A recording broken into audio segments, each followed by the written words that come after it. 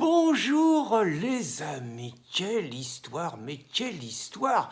J'ai appris en appuyant sur le bouton de ma télévision il y a quelques jours qu'un cinglé conseiller régional du Front National, un nommé Christophe Maréco, aurait demandé qu'on arme les enfants pour leur apprendre à tirer sur les paisibles islamistes et que tout le monde y en avait mis plein la tête. Alors, ça m'a paru tellement invraisemblable que j'ai mené ma propre enquête. Alors effectivement, Christophe Maréco existe.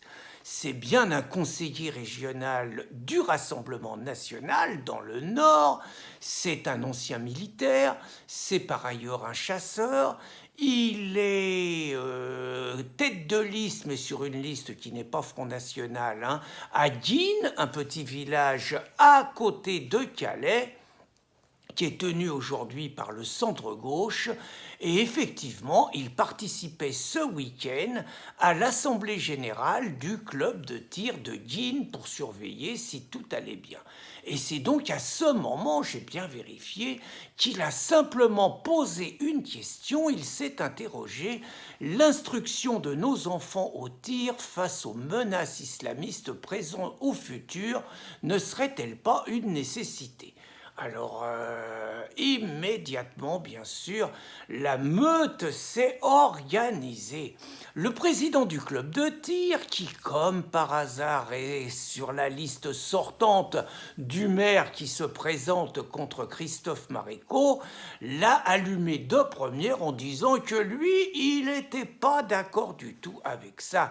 Et puis Xavier Bertrand, le président de la région du Nord, ça s'appelle, je sais plus, les Hauts du je sais plus trop quoi maintenant, mais bon, nous on appelle ça le Nord, donc Xavier Bertrand, chez Bourdin, il s'est déchaîné. Il a rien dit d'abord sur la mort de Laura, une jeune gamine à Salomine, 16 ans, égorgée en pleine rue, retrouvée à 17h30 un soir, un truc mais bouleversant, monstrueux.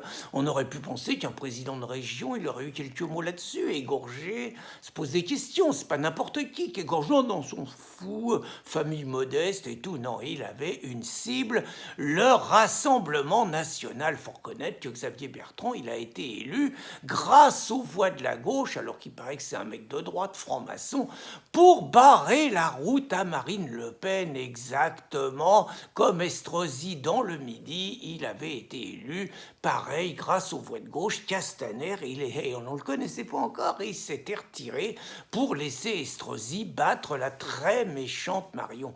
Donc je reviens Xavier Bertrand, donc devant Bourdin aux Anges, évidemment, il a piqué une colère en disant que c'était un scandale des propositions pareilles, que ça préparait la guerre civile, que ça préparait un pays d'autodéfense, que le Front National ne disait rien, que s'il disait rien, on attendait les dirigeants, c'est qu'ils étaient complices. Bourdin, il était aux anges, il était content. Et après, la suite, c'est plus compliqué, parce qu'on se dit que peut-être Marine Le Pen va quand même défendre le sien, ne pas le laisser lyncher comme ça, pas du tout.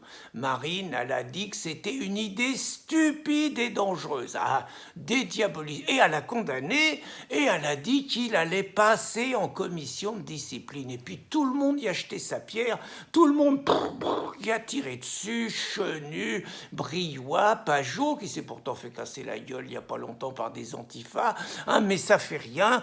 Tout le monde a dit que le mec, il était fou et dangereux et qu'il fallait le punir. Alors moi je m'interroge, je ne sais pas, j'examine la question d'abord.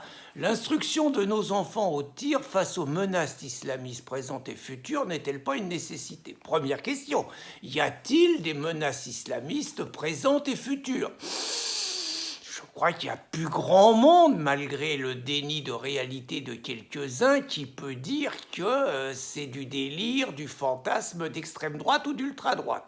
Après, faut-il former pour ça les enfants au tir? Alors, il y a quand même une chose que personne n'a dit, c'est que dans cette école de tir à Guînes, On forme des enfants au tir sportif dès l'âge de 9 ans. Et oui, les enfants, on a le droit d'apprendre à tirer à 9 ans, ce que personne n'a dit. Et tout le monde dit que c'est très bien pour les enfants, que ça leur permet de travailler la concentration, que ça leur permet de lutter contre le stress et que ça ne peut avoir que des effets positifs.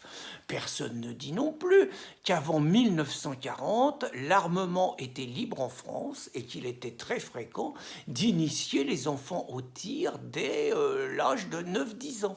Personne ne dit ça. Ben oui, parce qu'il faut désarmer les gens. J'en sais quelque chose, hein, je le dis toujours. Moi, le préfet, comment il s'appelle celui-là, Morvan, il a dit que j'étais trop dangereux par rapport à mes écrits. Il m'a volé toutes mes armes. Mais la France fait une campagne au niveau de l'Union européenne pour durcir les lois. Les fusils à pompe, on vient de les faire passer en armes de type B. Et en plus, il faut raccourcir les canons, ce qui va coûter à peu près 70 ou 80 euros, peut-être même 150, je crois, ce qui va naturellement dissuader beaucoup de personnes d'avoir une arme. Alors, on continue à approfondir au-delà de la menace islamiste. Quelle est la situation aujourd'hui en France? N'y a-t-il pas de plus en plus de personnes âgées qui se font agresser chez elles, qui se font torturer sauvagement pour qu'elles filent leur argent, leurs économies, leurs cartes bleues, les clés de la bagnole et tout? N'y a-t-il pas des femmes âgées de 80 ans qui se font violer chez elles?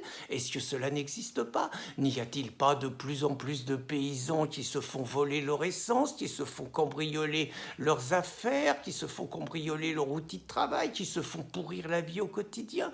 Cela n'existe-t-il pas? N'y a-t-il pas une réflexion à avoir sur la légitime défense? Est-ce que la position de ceux qui traitent Christophe Marico d'imbécile est telle que les gens doivent se laisser finalement cambrioler chez eux, doivent se laisser égorger, doivent se laisser torturer, doivent se laisser violer sans réagir? N'y a-t-il pas aujourd'hui dans la rue de plus en plus de coups de couteau? Ceux qui disent qu'il faut que la proposition de Christophe Marico est stupide ont-ils une proposition pour aider les Français à se défendre face à ceux qui multiplient les coups de couteau? Ont-ils une proposition pour aider les Français à se défendre face à ceux qui demandent une cigarette à nos gosses et dès que nos gosses refusent, qu'ils leur pètent la gueule sauvagement? Tous les jours, l'actualité dans la presse régionale, reprise par Yves Deschou, s'en atteste. Ne serait-il pas totalement stupide d'apprendre à nos enfants non seulement l'armement, mais non seulement à savoir utiliser une arme, se servir d'une arme? Je rappelle que dans le film sur les 3 Américains qui ont sauvé des centaines de vies dans le train Thalys, on voit un jeune gamin de 9-10 ans qui apprend le maniement des armes à l'âge de 9-10 ans. Ça n'en fait pas un tueur, au contraire, il maîtrise. N'y a-t-il pas donc une réflexion là-dessus? N'y aurait-il pas une réflexion, justement, quand on voit tous nos gamins qui se font régulièrement péter la gueule, qui se retrouvent dans des états de coma avec des séquelles irréversibles, de se dire que ça ne serait pas forcément idiot, également d'initier nos enfants au sport de combat de bonne heure? Et ne serait-il pas enfin complètement stupide, mais totalement stupide, de se dire que la perspective du combat contre les islamistes nécessite peut-être une réflexion sur une garde républicaine que réclamait à un moment Robert Ménard, mais à Béziers, mais également le Parti de la France pour suppléer les forces de l'ordre qui ne sont plus suffisantes face à une insurrection générale des quartiers. Enfin, il me semble que la question de Christophe Marico, loin d'être stupide, mériterait un approfondissement de la réflexion. Et puis, je vous l'avoue, moi, j'ai toujours appris, et j'en suis excédé, à ce que dans un parti, dans une organisation, dans une association, dans un syndicat, quand un des siens est lynché, on le défend, on ne l'enfonce pas. Et la dédiabolisation ne mérite pas d'aboyer avec les loups et de lyncher les meilleurs des siens. Voilà les amis, bonne journée à tous.